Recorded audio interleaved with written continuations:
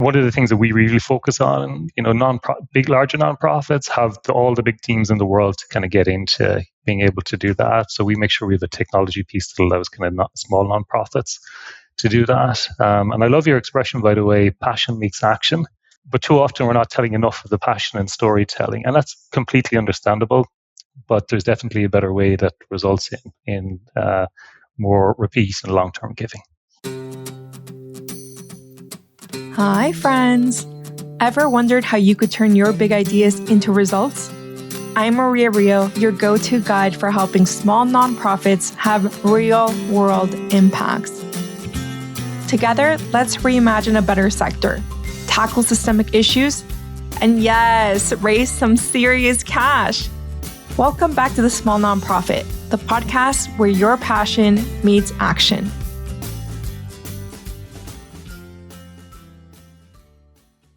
Hi, everyone. Welcome back to the Small Nonprofit Podcast. I am super excited to be back with a new episode talking about how to build a community within your donor base. So this is a topic that I don't have much experience with, and I just wanted to bring someone who is an expert on to talk to us about that.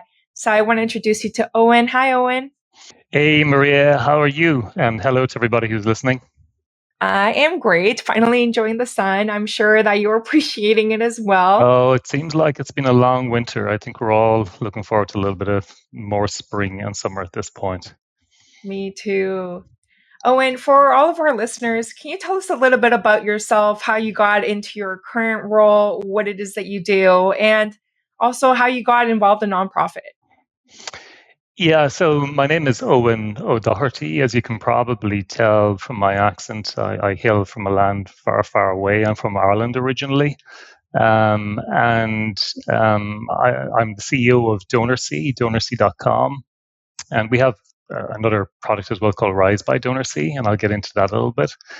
And my own background it's kind of a long, varied background. I'm very much in the tech for good space. So prior to joining DonorSee, I had founded and developed a community for caregivers, which we raised up a kind of a technology-based community that was had about people in 38 countries on the platform, and it had a professional side to the platform as well. But I joined DonorSee about 3 years ago, really because I was just incredibly in with the mission. The founder was a guy who was pretty inspirational and had built up this incredible tool to help nonprofits and to build a community of donors around the world with a really grandiose mission to solve poverty and bring a community of people together to support nonprofits in that effort.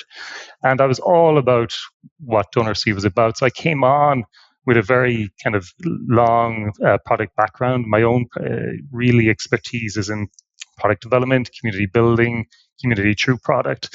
And I came on to build that on DonorSee as well. And we've been going from strength to strength ever since. I took over as CEO about 1.5 years ago, and we've got a team based in the US, and we partner with nonprofits in about 56 countries at the moment, of all sizes, predominantly what we would say are micro or small nonprofits, but of all sizes around the world. Great. Thank you so much for sharing. And where did the idea for DonorSee come from? Well, our founder, Gret, was a guy living in Malawi, just outside Lilongwe, teaching there, and he very much immersed in the community. And he'd come across an incredibly sad story. There was a small girl called Emily, who I actually met in person, whose mom had passed away due to an illness that was very treatable by virtue of the fact of not being able to afford the equivalent of $20 to go to the hospital. And he was like, this is crazy, and this is kind of happening around a time when there was a transition to kind of video, and Instagram and YouTube were kind of really taking off. And he was kind of a charismatic guy on camera and things like that. And him and a couple of the locals on the ground decided, okay, we've got to do something about this. So they started using this new medium, internet-based media, whether it's images or YouTube, to raise money to solve some of these issues. And it became such a hit. The real kind of magic juice in it, for want of a better word, was the fact that all of a sudden, instead of it being a transaction for donors, they were seeing exactly how money was being used. And not just for the ask, but also there was follow-ups as well, saying, "Hey, this is what happened after you supported the cause." Stories of impact, and it really just created a huge momentum. And then all of a sudden, the community started kicking off. So that was really the core of the idea. And then it was, wrapped in a technology piece as a community, and a fundraising piece, and a storytelling piece, and that's where DonorSee evolved from. I'm a huge fan of the storytelling piece because so many nonprofits really, really, absolutely struggle to tell their story. And when you start involving video, it's almost I know. yes, it's almost like hopeless. It's like, what do you do? Like, I have no idea. Like, does it need to be super polished?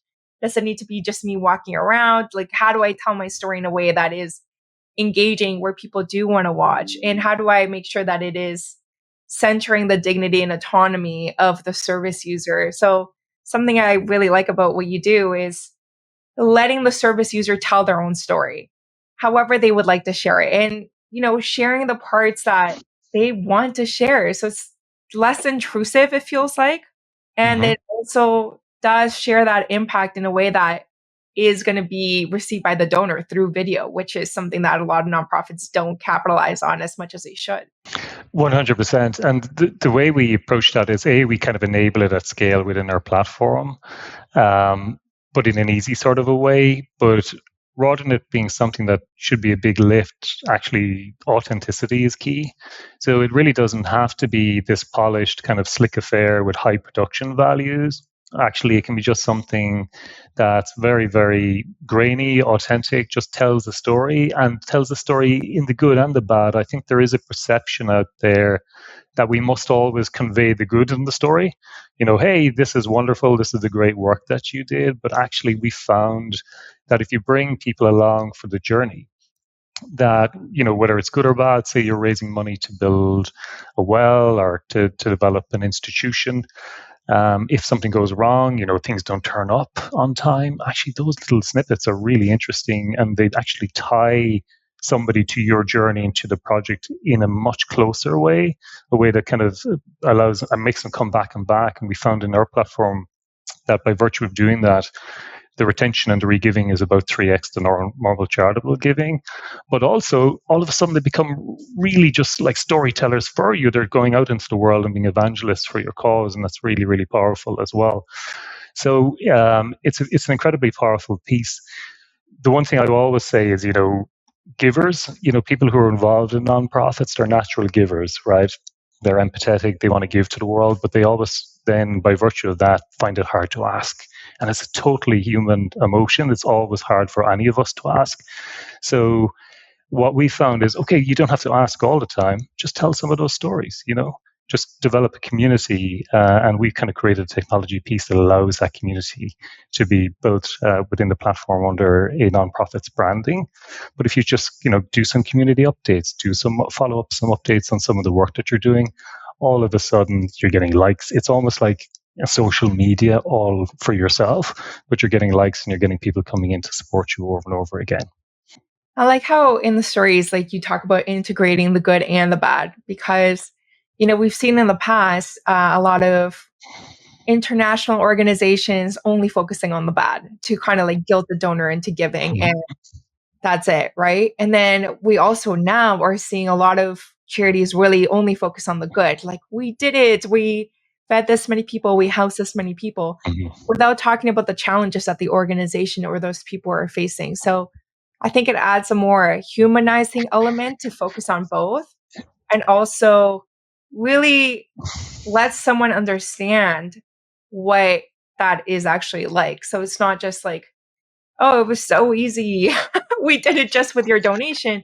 There's a lot of challenges in the middle and opportunities and joys in the middle that we often don't talk about. 100%. And those challenges they're the human pieces. And you're absolutely right. There is, for want of a better word, I don't know, can I say it on your podcast? But, that kind of, it could be poverty you know what I'm talking about? That's put out there into the world, where you're seeing just the dreadful carnage or the dreadful underbelly of a problem. And, that is impactful. It does move hard. So I can see why people use it all the time. And plus, it's quite often a reflection of the truth. So we shouldn't discount that aspect of it. But more often than not, humanitarian work involves, the drudgery of just trying to get a project through, the day to day trying to manage something, just trying to get X and Y to Z, So, and they're the things that those little vignettes of life that can be capitalized on as well, or could be, showing what life is like in a particular part of the world, wherever that part of the world is, and putting those vignettes up. And all of a sudden, there's this huge, capacity for people to, connect with what you're doing in a more real way, and it makes a huge difference. And one of the things that we really focus on, larger nonprofits have all the big teams in the world to kind of get into being able to do that. So we make sure we have a technology piece that allows kind of small nonprofits to do that. And I love your expression, by the way, passion meets action. But too often we're not telling enough of the passion in storytelling, and that's completely understandable. But there's definitely a better way that results in more repeat and long-term giving. Yeah. The storytelling, just this aspect of the storytelling is so interesting. Sorry if I'm like beating a dead horse here, but I really like that it also reduces kind of the divide between a service user and a donor, because they Yeah. get to tell their story like right away. They get to share what they want to share. You don't have it kind of edited by the nonprofit, as we've seen with other situations like MSF apologized for cutting out the parents of the picture so the child looks more fragile, right? And it's just the MSF doctor and the child, right? So I really like that by them telling their own story, it removes the manipulation and the biases that a nonprofit can actually place on that story or that community, and just gives them the opportunity to like have their own dignity and autonomy in how their story is represented. But yes, reducing that divide, I think, is so interesting. Oh, it is for sure. Yeah, and it makes a difference. It makes a real difference. And on top of it as well, even outside of the fact of we're living in a kind of more immediate world in terms of access to information and data. And some people will say, "Oh, I wish it was the way it used to be," but unfortunately, the earth moves, and we have to move with it. And COVID and in itself caused a huge change in activity and consumption from people as well. Like even if you were looking at some of the data in 2020 alone, there was like a 96% increase in video consumption online, and 90% of people want to see more content from brands that they can engage or that they engage with. But not everybody can afford the resources to do that. So it's important to be able to find a way to do that in a way that makes sense and aligned with your mission. So the world is kind of, it's gone a little bit more grainy, a little bit more authentic, a little bit more consuming in terms of video, image, media, and things like that, and ultimately storytelling. And nonprofits, particularly not small nonprofits, but all nonprofits have a story to tell, and can be told in a very compelling way. I'd love to get your opinion on something, because there was this organization that had, I don't know, I don't remember. It was a Canadian organization, and they had started using AI to kind of bring their stories to life. So it didn't have a real person, but it was like a mom who was like sitting in a dark room with like a ray of light like falling on her. And it was all a fake image, but it was meant to evoke an emotion. So I wonder what you think of that, of like using generative AI to create videos, stories, pictures, images, anything like that. That's Yeah. So, well, I'd come at that question first, and it's such a pertinent and immediate question for everybody at the moment. What I would say is authenticity and realness wins.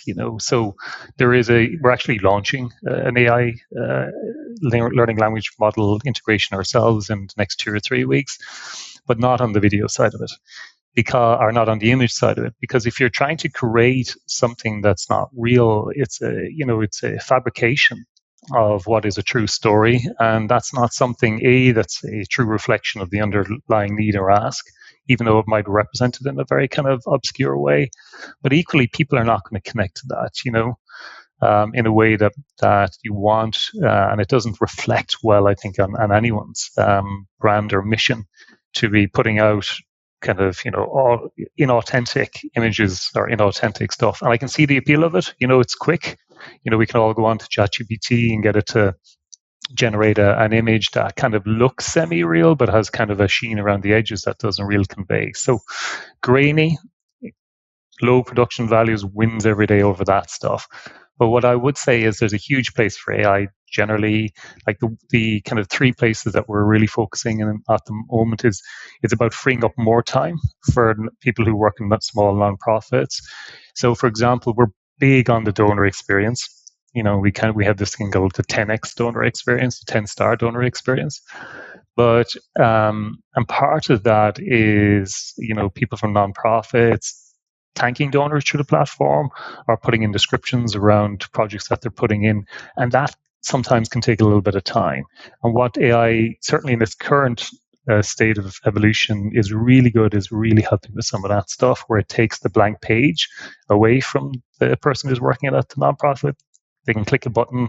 Say if it's thanking a donor for giving a $50 donation, we have this really cool integration where you can just click a button. It'll create this thank you message with that donor's name, and you can then edit it from there if you wish to. But it's actually really good in terms of actually generating that thank you message that's really heartfelt and empathetic. Or when you're creating a new campaign and project and you're trying to come up with a description, we have a prompt-based thing that allows you to just answer 3 simple questions with 2 or 3 words, and it'll create a sample description for you. And you're like, and it's actually quite amazing. And then, but you can still edit it from there and add in your kind of authentic or more personal pieces. And the other thing we're focusing on, and that's from just the sheer workload perspective from a small nonprofit, that's a really good use case for it. But the other thing that's really good is curation. So, for example, donors from our community, and we have a large group of donors who give to our nonprofit partners, if they come in and they have a certain kind of types of projects that they like to give to, or based on personal experience, they can actually be curated using the AI to get to your nonprofit's projects that meet those kind of goals in a much smoother, slicker way. And they're the kind of really 3 good use cases for it at the moment. But that world is changing so dramatically. I think even in 2-3 years' time, it's going to be remarkably different from where we're at the moment. But that's probably going at a long answer to your short question. But I wouldn't agree with using simulation for video or for images. I just don't think it's authentic. That's not where we're at. So for your platform, when someone comes on, are you saying there's kind of like an algorithm that can move them to your nonprofit? Yeah, well, so we have, just to give, I guess, a bit of a background, we have a platform called DonorSee, and it's on DonorSee.com. And there's basically, that's really for the donors. There's a huge community of donors that can discover projects that our partners have posted or campaigns that they posted. And, we have peer-to-peer giving, crowdfunding, all that sort of stuff in there as well.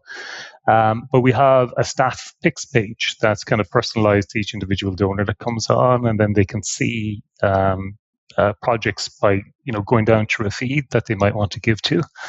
But from the nonprofit side, then we have this really cool product that connects into that. It's called Rise by DonorSee. You can find that under actionrise.com.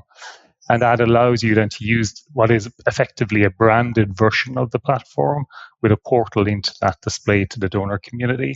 But it has donor lockdown, so your donors can't, find their way off into other partners. And that's kind of the way it works. So, yeah, there's curation within the platform, but we're actually launching a much more updated version based on kind of AI as well, just to make that matching process even better. Oh, I had some other questions around the video now. Do you find the video length matters? Because we're in an attention economy. We have TikTok, we have, Instagram Reels, Shorts, all these things. Do you find if it's a shorter video that is uploaded by the participant, it's helpful, or a longer video? And then just in that vein, does this perspective of is it someone recording a selfie video, or is it someone being recorded, and does that impact donations?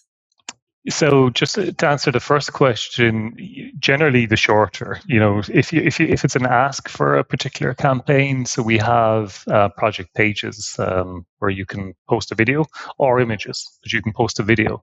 And generally that ask probably comes in around the minute or less mark, but it's very, rustically done, and it comes in all forms. It can be somebody asking for a particular around a project. It could be a well project. We've raised money for schools, all that type of thing. And then there's a description under it as well. And funnily enough, what we found is you'll get some people who are just visual-based people who really want to watch the video. And that's the other aspect, actually, where AI comes in, because we can start using AI going forward now to kind of transcribe the video and things like that. But you'll get some people who still like to read the description, so you can have a short description underneath as well.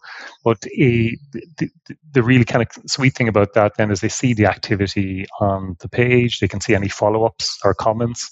They can see when somebody's given a donation, etc. So there's a momentum that builds, a community momentum that builds around that. So generally for the ask videos, kind of under a minute. But for a follow-up video, super short, hey, how's it going? Just want to give you a quick update. It can be take any form. It can be just 30 seconds or less is quite effective. And I've totally forgotten your second question. Apologies, Maria. What was it? Oh, the storyteller perspective. Like if it's a selfie or being recorded. Oh, it can be both. Yeah, sometimes, and it quite often gets into both. And we have kind of a lot of selfies. But some people don't like being on camera, and that's perfectly okay as well. So sometimes it's just, say, it could be a visual of a school that's being built. We have a great project at the moment, actually. Well, we've tons of great projects, so I shouldn't play favorites, but so we have an engineer who works for Starlink, SpaceX, that do the internet, and they're off in the rural parts of the world installing Starlink in a school for girls and it's kind of cool because all of a sudden there's a computer lab that's able to be installed there. So there's a really, really kind of impactful and compelling story there. So, little vignettes and videos of like computers going in or whatever. And it can be super small like that and very kind of effective, because then anytime you post one of those, anyone who's given to the project sees it because they get a notification. Or anybody who's in your community, it appears on your community feed as well, so they can see it when they go on there, and all of a sudden there's this kind of momentum around your mission that's happening, and people want to get involved and they want to share that. So I am so connected to a bunch of businesses that serve the nonprofit space, as a business that serves the nonprofit space as well. And I've had a few conversations with a few vendors that provide software or any kind of databases or anything like that when it comes to the integration and considerations around AI. But I wonder if you could kind of talk about that, like the considerations that the vendor side are having to consider when it comes to implementing these new, really huge changes that could have a big benefit, but might have other things to consider. So do you mean with respect to actually integrating AI on, say an existing CRM or something like that?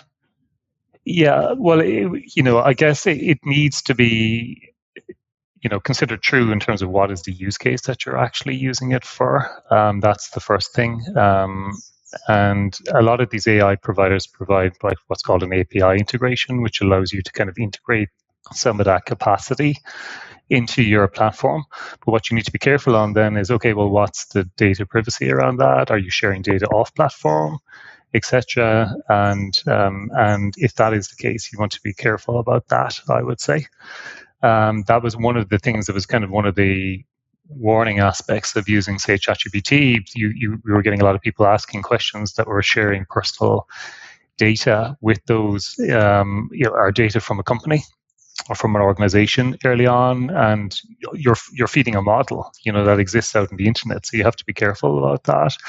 However, a lot of these tools are built in such ways that you can integrate them safely, where it only really is operating on data internally, and that data that's shown up is only particular to an organization or to a donor. So that's really useful, and they can be done in a very kind of helpful way from a user experience perspective, or from a workflow and reducing the work hours perspective without kind of causing those dangers.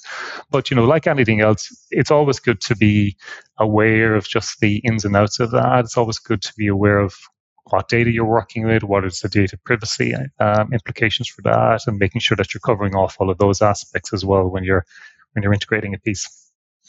And for the nonprofit side, how would they know that they're ready to kind of adopt something like DonorSee? So maybe not necessarily DonorSee, but something that just engages their community in a different way.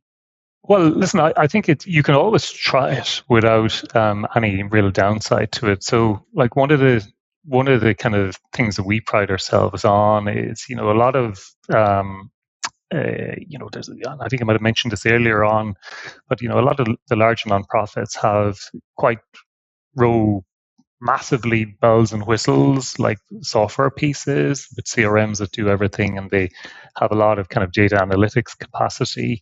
They have wealth management tools all kind of strewn in there and all of that type of stuff. Do you feel like you nearly need a PhD in computer science and a team of 5 people just to kind of operate it?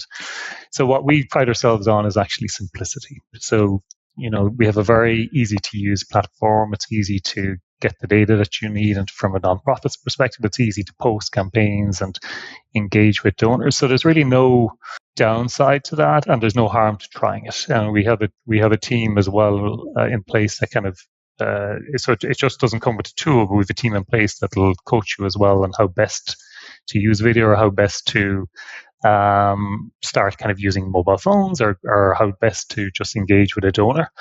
And it's quite simple. It can be tried on a relatively kind of small scale before having to implement it on any sort of a large scale. But what we find is just people love it, and it starts helping them with their, 2022 and 2023 particularly was a tough time for nonprofits, as I'm sure a lot of kind of individual falling off in individual donations, even though. And there's been a large increase in donations through DAFs and foundations over the last few years, but 64% of giving is still from individuals. So there's a lot to do there to kind of help reduce churn and retain those donors, and activate and cultivate them a lot more. So that's the kind of key aspects. People spend a lot of money on new donor acquisition, as we'd say. That's kind of a marketing term, but are trying to find new donors, but quite often we're leaving too many of them out the back door. We have people who would love to be part of our community and mission going forward if they just knew more about it. And that's where we need to get rid of the transactional giving perspective and think more about community cultivation.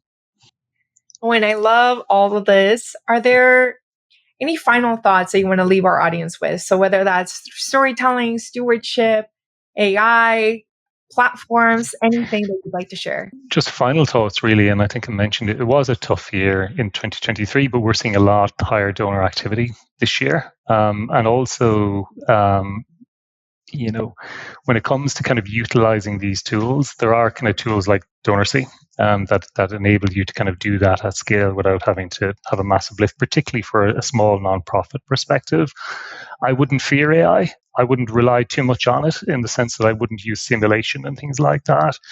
But using, as we're kind of integrating it in a way that makes sense for our nonprofits, using it in kind of a targeted way can really make your life easier. It really can, and it can also help you understand some of the behaviors of your donor base and the behaviors of donors within the platform as well. So I think it's a positive future.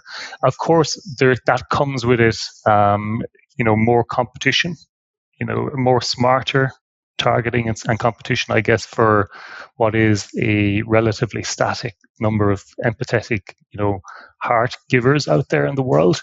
But having said that, those who can just stop being shy about telling your impact stories and do it in a smarter way, where it's not always ask, but actually tell somebody the impact of what you're doing, you're going to have a good 2024, and you're going to have an even better 2025. I love that. That's an Owen promise. Okay. So how can people continue the conversation with you? Well, listen, we like to keep it personal. So if anybody wants to reach out and learn a little bit more about what we do, they can catch me at my email address, which is owen@donorsee.com. That's OWEN at DonorSee. That's DONORSEE.com. And we'd love to have a conversation with you and be happy as well, Maria, just as to say thank you for bringing us on today. We'd be happy to give them an offer as well, where we give them a couple of months free to check out the platform and see if it works for them. Great. Fantastic.